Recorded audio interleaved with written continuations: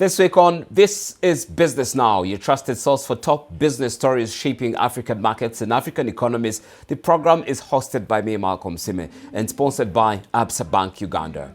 Now running a campaign on custody banking, a service that safeguards you clients and your assets and streamline settlement for institutional investors.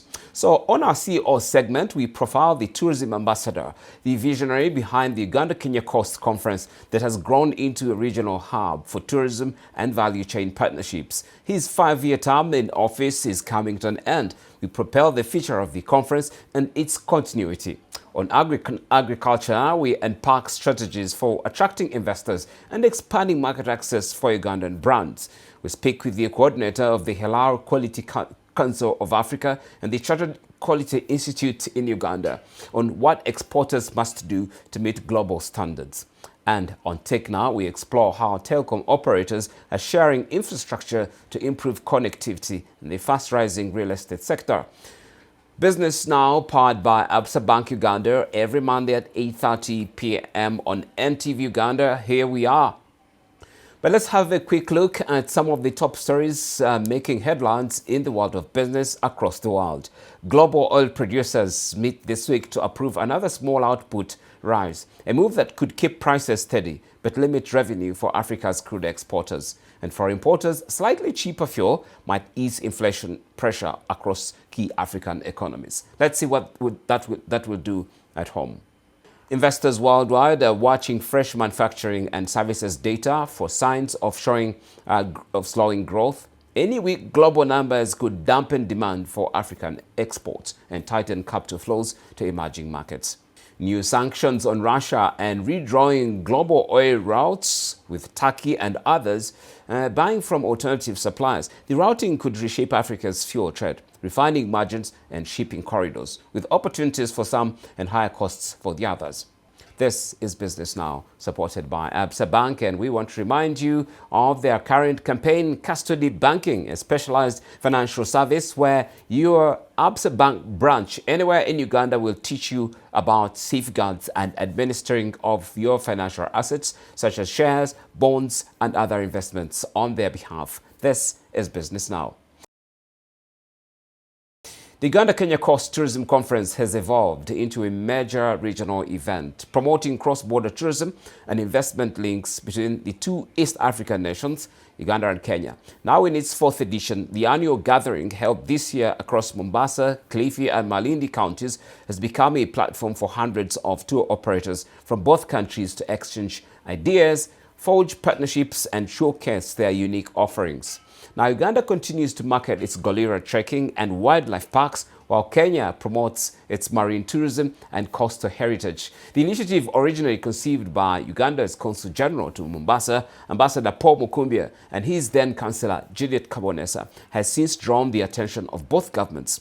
Its success has spurred fresh discussions on economic diplomacy, leading to increased budget allocations for Uganda missions abroad and to support similar initiatives. With Ambassador Mukumbya's 5-year term now ending, questions remain about the future of the conference and whether Kampala will redeploy the man to Mombasa to sustain the momentum to built over the years. Some questions cannot, sometimes we, as believers, we say that it's God's intervention.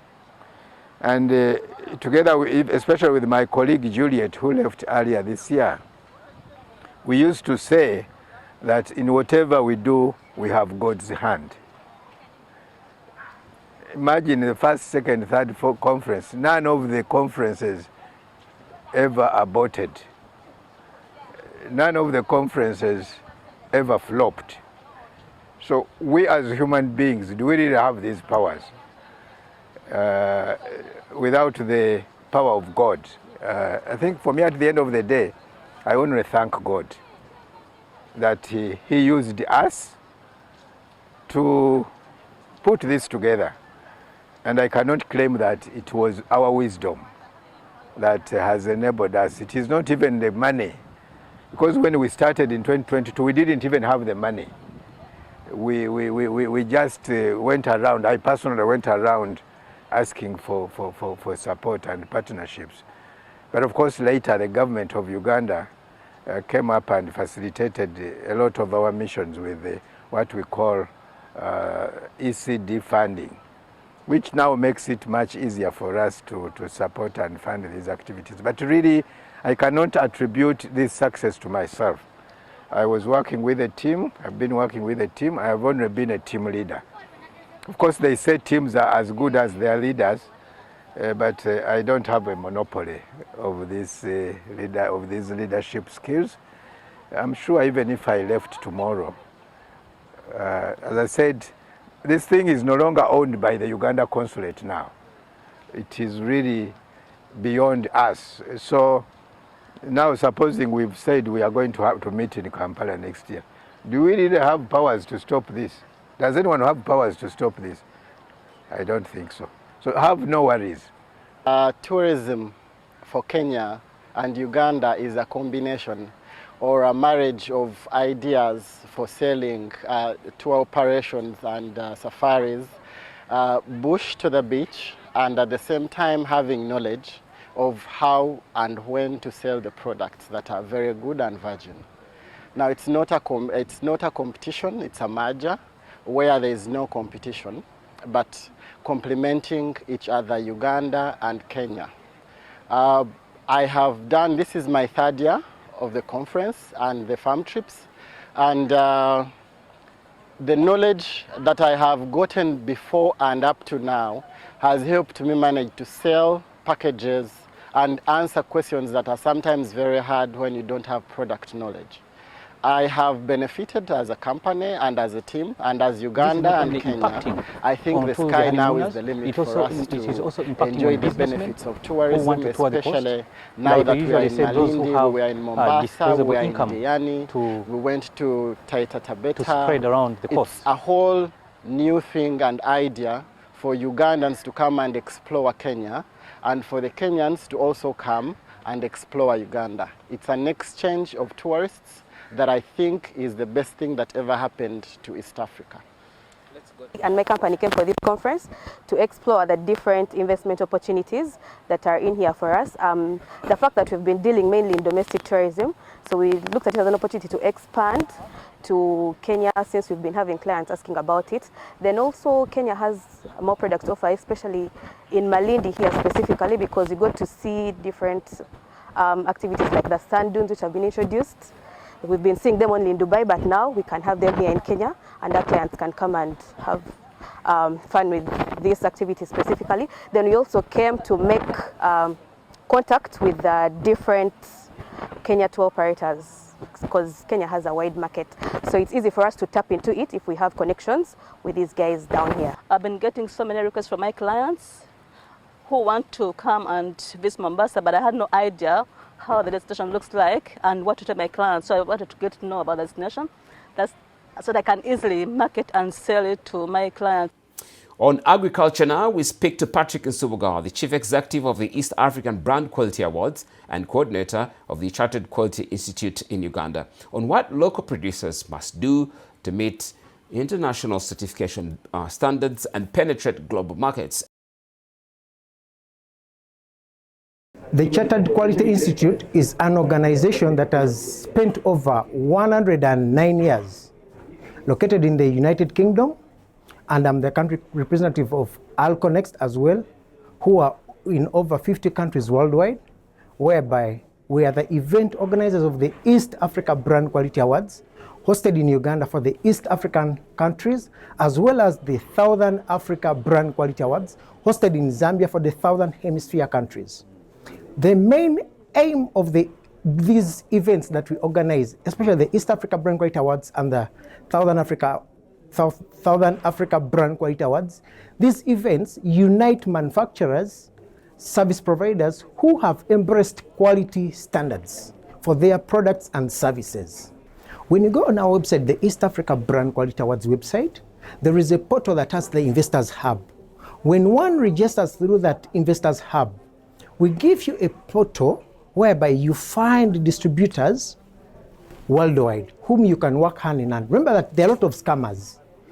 There are a lot of scammers in the market. So for us, we give you genuine distributors whom can distribute your products worldwide. That's the reason as to why we partner with Alconext, which is in over 50 countries worldwide, and I'm the country representative of Africa. Then we have Allied Branding, which is in Iran. This one is as well is supporting you manufacturers and service providers with both import and export markets. Then we also have partnership with the Global Council for the Promotion of International Trade.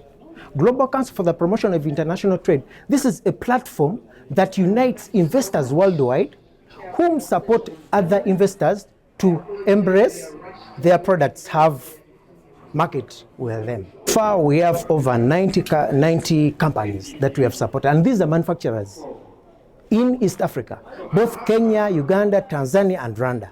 We support them both from production, because you can't export a product that you're going to compete with standards with other manufacturers worldwide. So we encourage you from production to the export bit of it, as well as market. So these opportunities that we support you, they're the ones that help you, help your brand penetrate market. An example I would give, Bera Wines, Madam Prudence Ukoneka. We supported her to be halal certified, and she's now exporting to Malaysia. Another example I would give, Kike Tropical Fruits. This is a government initiative in Nakasongola. It's exporting pineapple concentrate. In a month, they're exporting over 400 metric tons. And this is through our support that we supported them with market availability with an organization called Prodarim in Netherlands. These are one of the examples. Another example is we have in the mineral sector. Now we have an organization that we have supported is now exporting 50 kilograms of gold every month to Dubai. So these are one of the examples that we have supported them. Let's take you to Switzerland, where Uganda's coffee exports having hit their highest level in history, surging 64% in value to $2.3 billion, and cementing the country's position as Africa's top exporter. The record now comes as Uganda debuts at the Swiss International Holiday Expo in Lugano, using its coffee success to promote the country's tourism and investment brand under the theme From Bean to Beauty. We have the highlights. I want to congratulate our mission in Geneva for holding this important event in a very high-end source market in Lugano, Switzerland, which is in line with our ECD strategy of promoting tourism, attracting tourists and investment in the tourism sector. This is our first time to be in Lugano, in Switzerland, and we are really very happy that we are getting a lot of inquiries and a lot of buyers coming to our stand here in Lugano. I came here today to visit, to know many destinations. And some friends from South Italy, from Sicily, they told me that Uganda had the best stand, the most marvelous was. So I told myself I need to go. And in fact, I really found a beautiful stand with beautiful people. I think that Uganda treasure is the people they have, because I felt very welcome. Coffee was delicious, one of the best I've ever tasted. We are here to take part in this international exhibition at Lugano, basically to ensure that we deepen Uganda's economic and commercial diplomacy, of course in collaboration with the stakeholders here in Switzerland. And when we talk about economic and commercial diplomacy, it's somehow something that is outside the traditional diplomacy. And therefore, in this particular case, we are talking about attracting investment from this place, from this country. We are talking about increasing exports from Uganda to Switzerland. We are talking about increasing outbound tourists from this country, from Switzerland to Uganda, and quite a number of other things. There are also things to do with the cultural exchanges between Uganda and other countries, and we believe that Switzerland is one of the countries that treasure cultural performances, cultures of people, and so on and so forth. So basically, we are here to deepen our Uganda's economic and commercial diplomacy policy that we think can take us from where we are in terms of economic capacity to where we want our country to be. I want to believe that we have made an impact in this country because of the performance that we've done. It should be remembered that Uganda's permanent mission in Geneva is attending, together of course with other stakeholders like tour operators and business people, especially those who are doing business in the coffee industry and quite a couple of other things. And so we are seeing a lot of opportunity. And we were very, very happy the other day to have taken part in the opening of the exhibition where we won an award. Uganda was awarded for a number of things. And we think that award will take us forward in terms of really dominating the public domain in Switzerland. And we think that that will give us a lot of opportunity. Secondly, we also had an opportunity for us as a country to be given an opportunity to perform a cultural performance, which was in terms of both the culture, the traditional songs, and then performing a dance, which we think that it has sold our country much further. And I think that is going to give us quite a lot of publicity in this country in terms of all sorts of things that I've mentioned before. In tech now, we look at how telecom operators are collaborating or forming partnerships on infrastructure sharing to boost connectivity in Uganda's fast-growing real estate sector, a move seen as key to cutting costs and expanding digital access. Yeah, so I think in the current Uganda of 2025, internet's become a vital utility at home.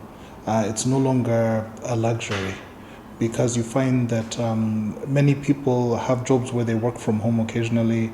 Other people do study courses which are over the internet, and even the majority of the entertainment on the TV screen or on the phone comes over the internet. So it's generally something that's a necessity in the home. So at Liquid, our approach has been partnership. So we've identified several developers we work with. When they have projects, we provide that connectivity into the home. We found that it's usually easier to cooperate with a developer because the installation process can take place before construction is complete. So there's no damaging your finished products, your tiles or your plaster or your paint, because you want to install a service. So it's easier to make provision for the service up front so that when you do finish the house, you don't have to come back and break anything. There's also been a push from us as internet service providers, Liquid being part of that association. We want to be able to provide infrastructure sharing. Yeah. So where there's a cable entering your house, you can have a choice of provider. Yeah. So you're not locked into one provider, and that also widens your choice as a consumer, and you can choose the service provider who you think has the best service for you. We see a very big advantage in infrastructure sharing. Infrastructure sharing spreads the cost across multiple providers. So you're not bearing the cost as an individual provider, you're sharing it across different providers in the space. So I think that with time, as we work together with the regulator and the ministry, there's been a lot of outcry about multiple cables along the road and multiple poles, which is not tidy. And I think these are some of the concerns, both from appearance, but even from a health and safety. People don't want to have very many cables passing along the road. So we're now moving to a new regime where we'll be sharing the cables but providing services with different providers. That's all for this edition of Business Now, your trusted window into the markets, technology and ideas. shaping Africa's economics. And you can catch a repeat of the program on Friday afternoon here on NTV, and stay connected by following me, Malcolm Sime, on X and our YouTube channel, plus all NTV Uganda social media platforms. Do not forget to subscribe to those platforms and watch more episodes and updates from the world of business. Business Now is powered by Absa Bank Uganda, bringing you stories and insights that move business today.